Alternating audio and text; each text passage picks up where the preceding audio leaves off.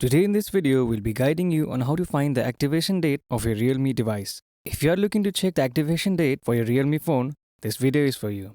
Just follow these easy steps and you'll be able to do it in no time. First, go to your settings in your phone. Once you're there, scroll down and tap on About Phone at the bottom of the list. This will take you to the page with information about your phone. Scroll down again and tap on Status. On the next screen, you'll find phone's IMEI number. There will be two IMEI numbers if you have dual SIMs. Tap on the first one and an option to copy it will pop up. Tap Copy.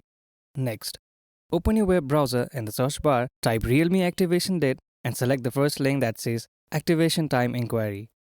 On the page, type the EMIE number you copied earlier in the box and tap Check. You may need to complete a quick verification process, and after that, you'll see the activation date of your device. Ensure that you have entered the correct IMEI number and that your phone was purchased through an official Realme store. And that's it. Now you know how to check the activation date of your Realme device. Thank you for watching. If you find this video helpful, please don't forget to give it a thumbs up and subscribe to our channel for more.